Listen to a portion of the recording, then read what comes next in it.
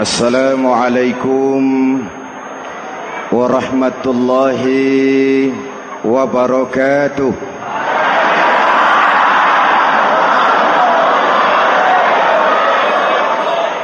Alhamdulillahi rabbil alamin. Wassalatu wassalamu ala ashrafil mursalin Sayyidina wa maulana Muhammadin wa ala alihi wa sahbihi ajmain, amma ba'du. Para ulama yang saya muliakan, hadirin hadirat ma'asyiral muslimin yang saya cintai, banyak kita alami perubahan-perubahan yang terjadi, baik perubahan yang menyangkut sosial budaya, lebih-lebih yang menyangkut sosial politik. Yang tidak banyak mengalami perubahan adalah sosial ekonomi. Bahkan angka kemiskinan kita naik menjadi 3/5 dari total penduduk kita hidup di bawah garis kemiskinan, dan 20% diantaranya miskin mutlak. Perubahan-perubahan yang terjadi menyadarkan kita kepada kebenaran Al-Quran ketika Allah menyatakan wa tilkal ayyamu nudawiluha bainan nas. Hari itu kami putar di antara manusia. Ada saat datang, ada waktu pergi. Ada hari lahir, ada saat kembali. Ada waktu dilantik, ada saat menyerahkan jabatan. Hari kami putar di antara manusia dan hidup cuma sekadar menunggu giliran. Soalnya kemudian di tengah perubahan-perubahan yang terjadi begitu cepat, what must we do now?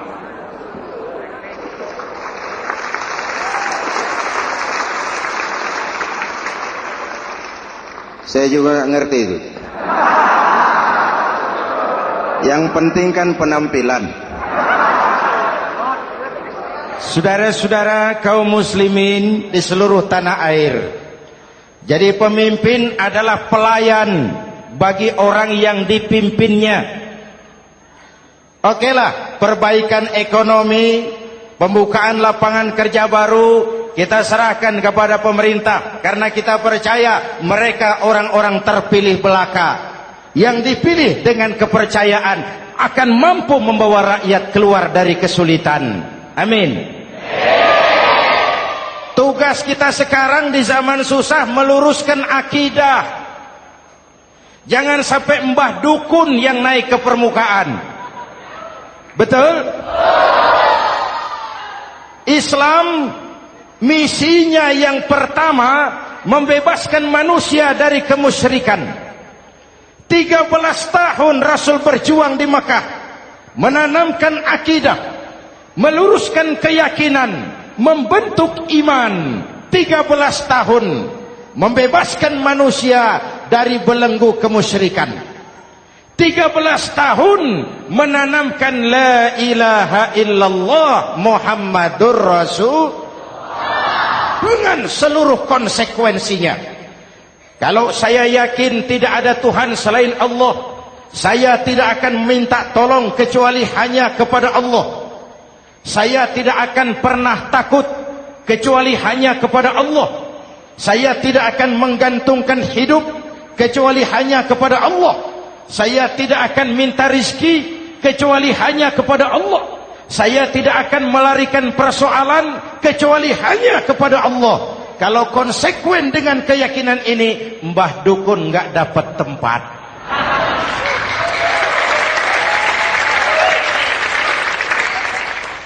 Akur? Ayo lihat secara sederhana. Saya sandaran di tiang, tiangnya ambruk, sayanya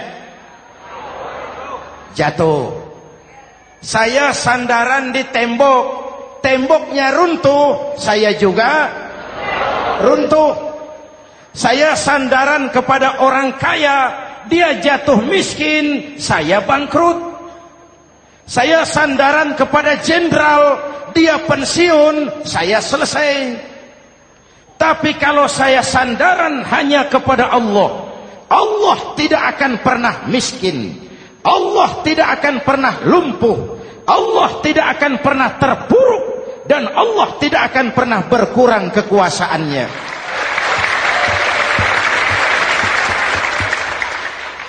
Maka umat Islam, sesulit apapun zaman yang kita hadapi, Allah juga tempat kita bersandar. Jelas?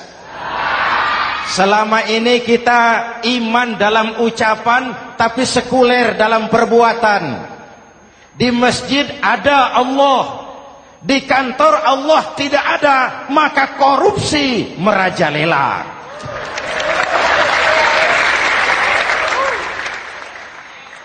Di masjid ada Allah, di pasar Allah tidak ada, maka timbangan tetap curang. Kita iman dalam ucapan, tapi sekuler dalam perbuatan. Oleh karena itu, sesulit apapun zaman yang kita hadapi, iman jugalah pegangan kita. Allah juga tempat kita bersandar. Boleh zaman berubah, akidah jangan sampai goyah. Karena iman kita hidup, untuk iman kita berjuang, dan dalam iman kita ingin kembali menghadap Allah Subhanahu. Selama ini manusia Indonesia kita lebih banyak diisi otaknya, hati sering kosong, agama dangkal, akidah rapuh, moral rendah. Memang kemudian muncul banyak orang-orang pintar, cuma sayang tidak benar. Indonesia kita bangkrut, Indonesia kita terpuruk, Indonesia kita sakit parah kalau diurus orang yang cuma pintar tapi tidak benar. Kita perlu orang-orang pintar, tapi kita lebih perlu orang benar. Jelas? Kalau cuma pintar tapi tidak benar, itu yang sering saya sampaikan, nanti disuruh ngurus beras malah nimbun beras.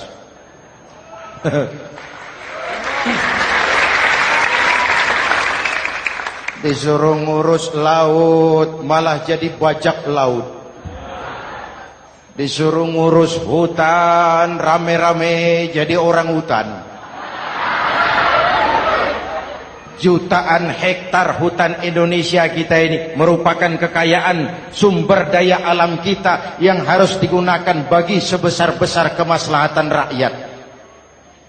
Yang disuruh ngurus hukum malah bikin hukum seperti pisau, tajam ke bawah, tumpul ke atas.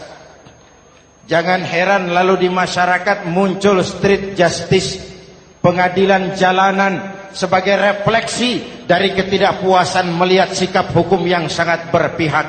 Kalau yang kecil salah, hukum cepat-cepat ditegakkan.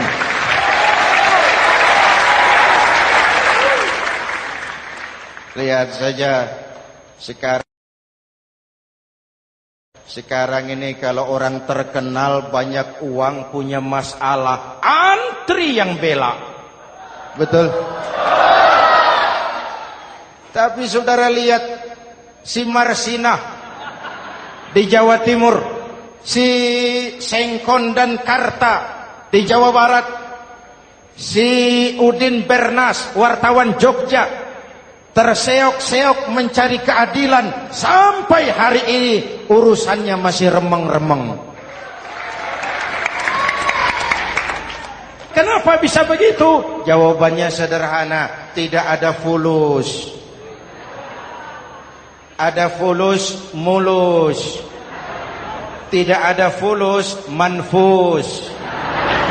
Betul? Jangan sampai para penegak hukum kita terjebak pada lagu baru, maju tak gentar, membela yang bayar.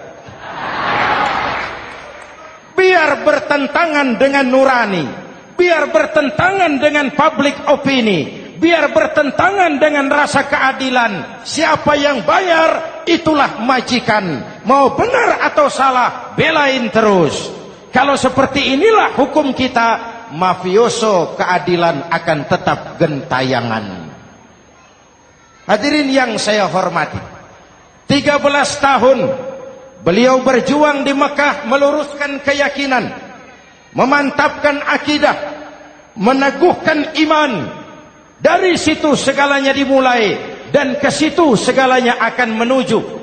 Intan paling mahal, mutiara paling berharga, tidak lain adalah nilai-nilai keimanan. Kalau itu sudah tergadai, apalagi yang bisa kita banggakan dalam kehidupan ini? Kita merasa harta kita berharga, belum ada artinya ketimbang iman. Kedudukan kita punya nilai pun belum ada artinya ketimbang dengan nilai-nilai keimanan. Itu intan paling mahal, itu mutiara paling berharga. Harta baru ada manfaatnya kalau dilandasi dengan iman. Jabatan dan kedudukan baru terasa gunanya kalau dilandasi dengan keimanan. Kalau jabatan lepas dari iman, yang akan lahir Fir'aun baru. Jelas? Kalau harta terlepas dari iman, yang akan muncul adalah konglomerat Korun. Kalau ilmu pengetahuan terlepas dari nilai dasar keimanan, maka yang akan muncul adalah ilmuwan pelacur yang menyalahkan yang benar, membenarkan yang salah untuk kepentingan pribadi. Dan kondisi seperti itu tidak akan membuat kita makin sehat. Oleh karena itu, pada kesempatan ini, pesan pertama saya, menghadapi zaman susah, tetap jaga akidah, tetap pelihara keyakinan. Kesulitan bukan untuk ditakuti, untuk diatasi. Hidup adalah kerja keras, bukan keajaiban. Perubahan tidak akan datang hanya dengan simsalabim abragadabra. Perubahan tidak akan muncul hanya dengan berandai-andai. Perubahan tidak akan turun dari langit seperti turunnya embun di waktu malam.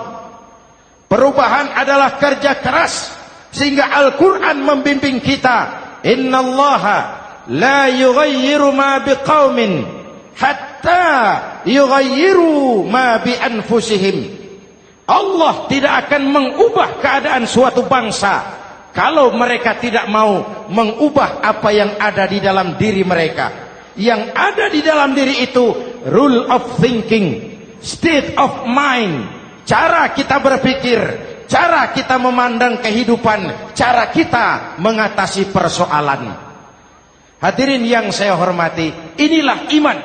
Berangkat dari ini kita menyadari ini ujian buat kita rakyat. Dan kita rakyat Indonesia ini kalau sama susah sih sudah kenyang. Ya Pak? Ya Pak? Kita ini sebagai bangsa mengalami apa yang disebut oleh Bung Karno up and down. Naik, turun, timbul, tenggelam, pasang, surut. 350 tahun dijajah oleh Belanda, kita susah. Berangkat Belanda masuk Jepang, susah lagi. Pergi Jepang, datang nikah, susah lagi. Lalu kita merdeka, dirongrong oleh berbagai pemberontakan, susah lagi. Makan bulgur, antri minyak. Lalu PKI berontak, susah lagi. Muncul orde baru, lama-lama susah lagi. Orde baru selesai, naik reformasi, mulai repot nasi, susah lagi.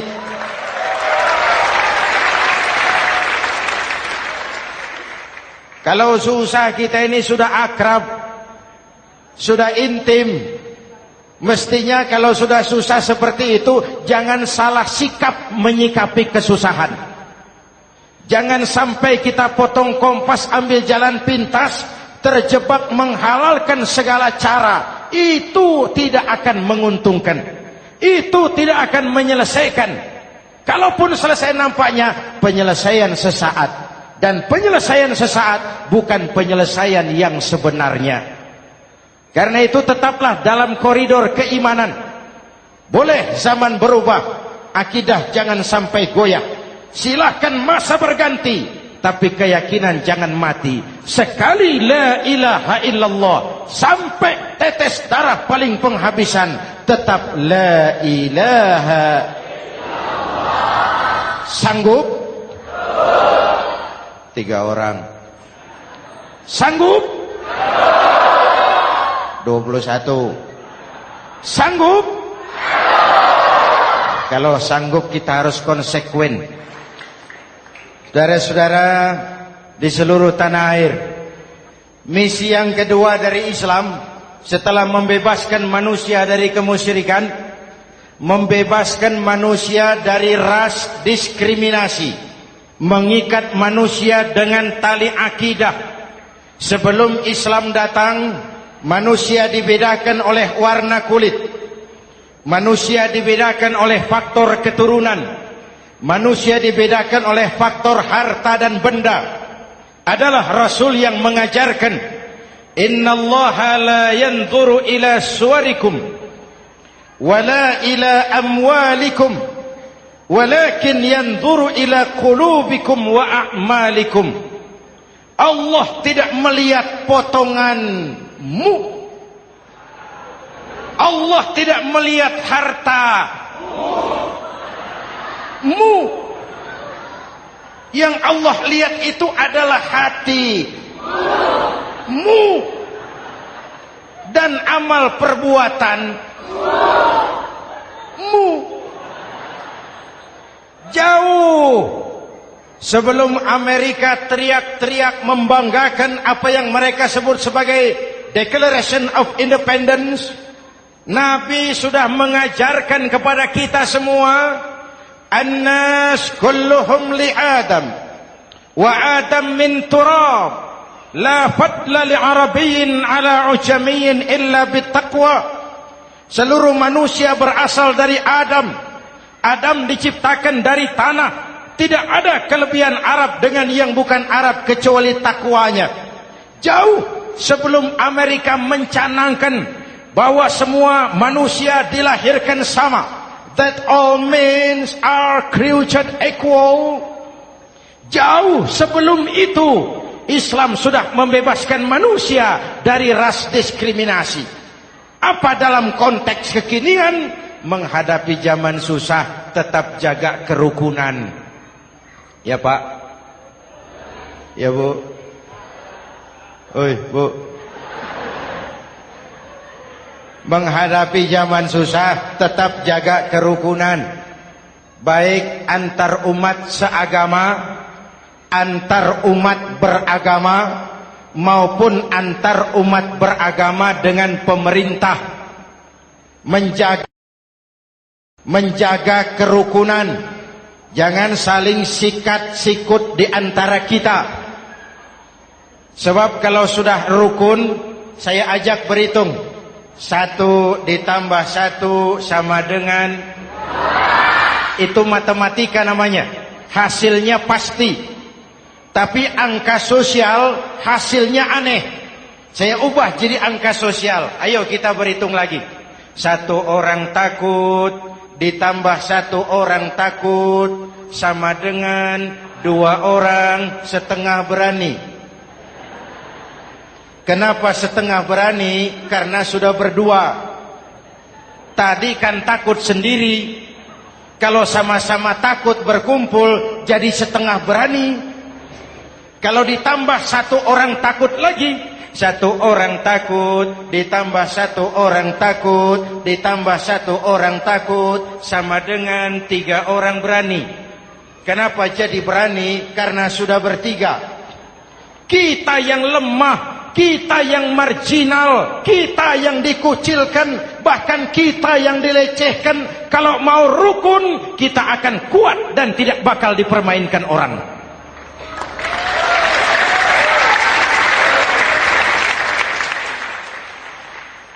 Tapi kalau rukunnya yang satu mau menikam yang lain, saya ajak berhitung lagi.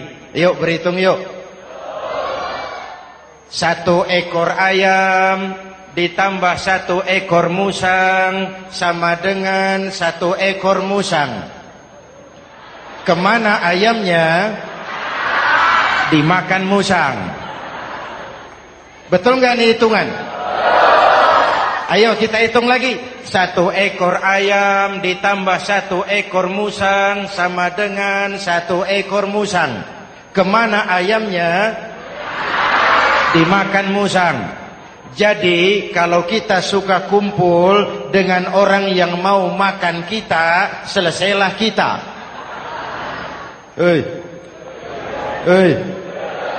Maka kalau merasa kita ini ayam, yuk kumpul sama-sama ayam, pulang ke kandang ayam.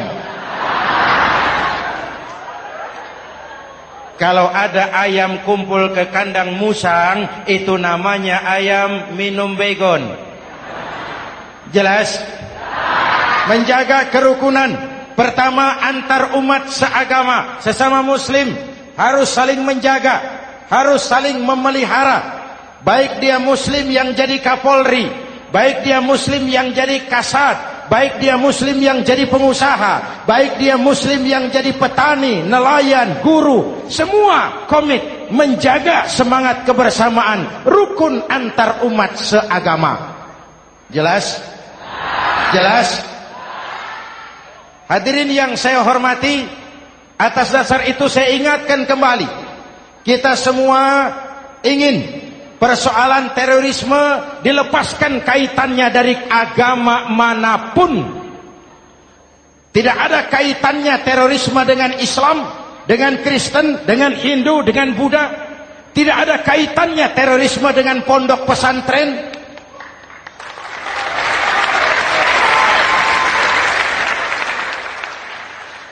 Jangan sampai pesantren jadi kambing hitam. Karena sejak zaman penjajahan, pesantren sudah terbukti memberikan kontribusi bagi perjuangan memerdekakan rakyat Indonesia. Rukun antar umat seagama. Yang kedua, rukun antar umat beragama. Islam ini rahmatan lil. Jangankan manusia walaupun berbeda agama, binatang saja dihormati. Ada hadis, fa iza zabahtum fa ahsinuz zibhata.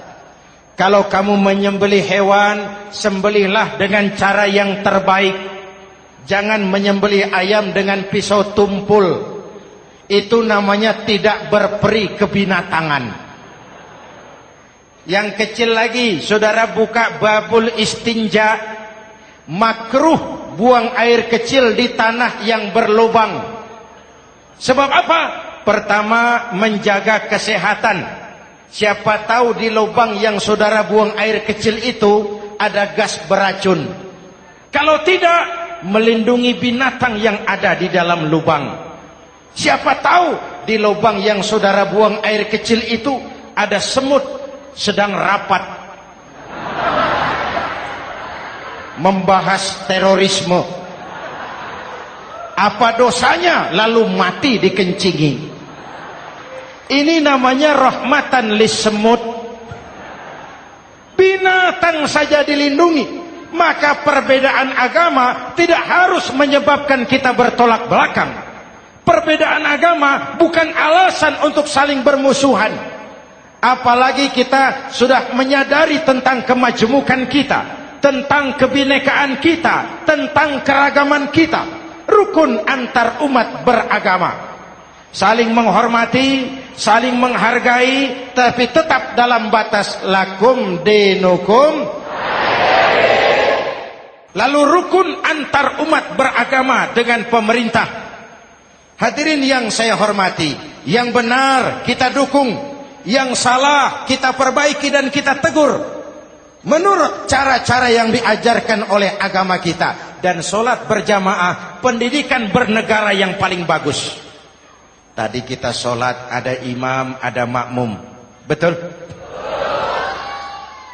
Makmum wajib ikut imam kalau imam benar sholatnya.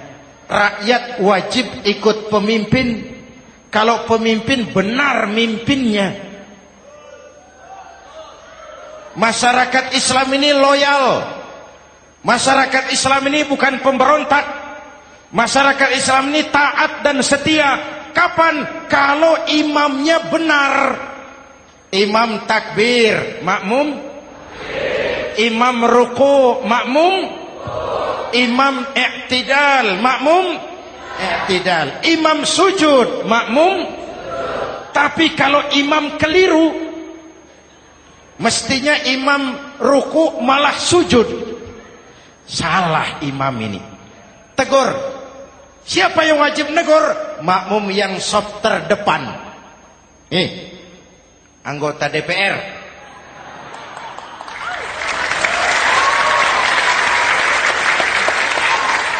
Ini wakil-wakil makmum ini, saf di depan ini. Kalau imam keliru, mereka paling tahu. Ngomong. Tegur. Bagaimana negurnya? Ada aturan main. Mestinya ruku, imam sujud. Salah ini imam. Subhanallah. Kan begitu negurnya. Betul? Tidak boleh juga imam keliru, makmum emosi.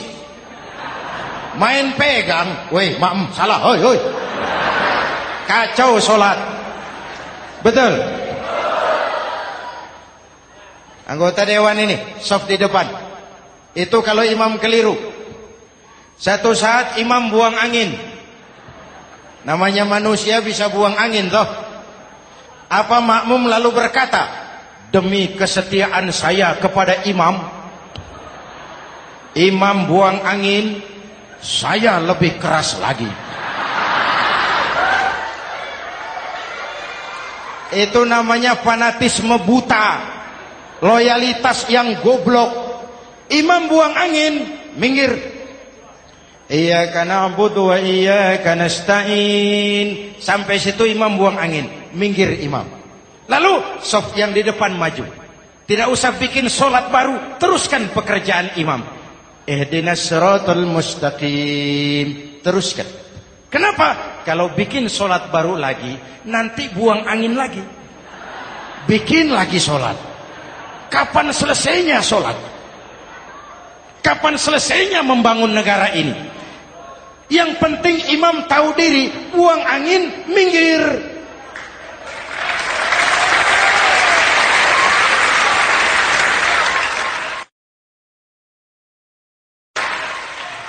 Ini kacaunya solat berjamaah kita sekarang. Kacaunya negeri kita sekarang. Banyak imam sudah buang angin, gengsi. Dia aja merasa nggak punya salah. Dikasih tahu sama makmum, imam tadi buang angin ya, malah jawab sedikit. Apa kalau sedikit lalu tidak batal solat itu? Mekanisme kehidupan sosial yang diatur lewat tuntunan solat berjamaah. Sehingga Nabi berpesan, kun imaman muta'an au ma'muman muti'an fala takun thalisan jazu'a. Kalau jadi pemimpin, jadilah pemimpin yang ditaati. Kalau jadi makmum, jadilah makmum yang mentaati. Jangan jadi golongan ketiga pemecah belah. Di depan tidak jalan, di belakang takut, ditaruh yang di tengah, di depan didorong, yang belakang ditendang. Ini namanya biang kerok. Saudara-saudara, dari uraian singkat ini saya ambil beberapa catatan pokok. Pertama, kalau ada intan paling mahal, kalau ada mutiara paling berharga dalam hidup kita, itu tidak lain adalah karena keyakinan. Hidup jadi indah, hidup jadi berharga, hidup jadi berarti kalau didasari atas sebuah keyakinan. Dan keyakinan itu tidak lain adalah nilai iman kita, akidah kita kepada Allah Subhanahu wa taala. Yang kedua, tetap menjaga kerukunan. Sesulit apapun zaman yang kita hadapi, kita tetap harus menjaga semangat kebersamaan. Kita harus tetap menjadi lem perekat yang menjaga keutuhan, baik sebagai bangsa maupun sebagai umat. Perbedaan adalah wajar, harus dihormati sebagai ciri kehidupan berdemokrasi. Tapi jangan perbedaan menjadi sebab kita bermusuhan, dan jangan perbedaan menyebabkan kita saling berpecah belah. Hormati perbedaan, jangan perbedaan dipandang sebagai permusuhan. Dengan akidah yang kuat dan kebersamaan yang kokoh, ayo kita hadapi kesulitan, kita atasi kesulitan, dan dengan kerja keras untuk menyongsong hari esok yang lebih pasti. Mari kita Fatihah, semoga Allah memelihara kita bangsa Indonesia. Ala hadhihi niyah wa ila hadratin Nabi. Al-Fatihah.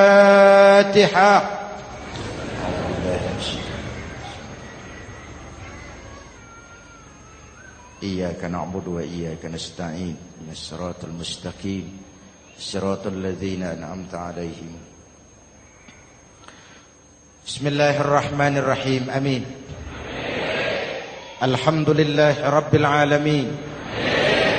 Allahumma salli wa sallim mubarak ala sayyidina Muhammadin wa ala alihi wa sahbihi ajma'in. Allahumma rabbana taqabbal minna salatana wa siyamana wa qiyamana wa takhashu'ana wa ta'abbudana wa tammim taksirana ya arhamar rahimin. Allahumma aslih man fi salahihi salahul muslimin. Allahumma ahlik man fi halakihi salahul muslimin. Allahumma rabbana la tu'akhizna in nasina aw akhtana. Rabbana wa la tahmil alaina isran kama hamaltahu ala alladhina min qablina. Rabbana wa la tuhammilna ma la taqata lana bih wa'fu 'anna waghfir lana warhamna anta maulana fansurna 'alal qaumil kafirin. اللهم اجعلنا من السعداء المقبولين ولا تجعلنا من الأشقياء المردودين. أفضل ما قلته أنا والنبيون من قبلي لا إله إلا الله.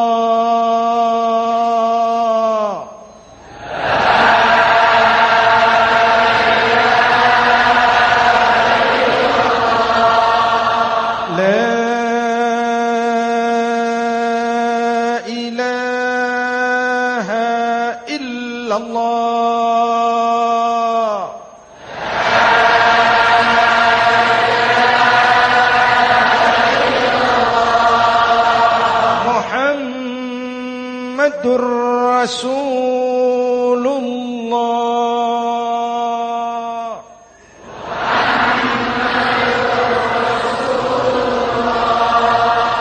Sallallahu alaihi wa alihi wa sallam. Kalimatu haqqin 'alaiha nahya wa 'alaiha namut wa 'alaiha wa biha nub'atsu insyaallah minal aminin minal aminin minal aminin rahmatika ya arhamar rahimin. Sallallahu ala sayyidina Muhammad wa ala alihi wa sahbihi ajma'in. Ana rabbika rabbil izzati amma yasifun. Salamun alal mursalin. Walhamdulillahi rabbil alamin. Jumpa lagi di lain kesempatan insyaallah. Wassalamualaikum warahmatullahi wabarakatuh.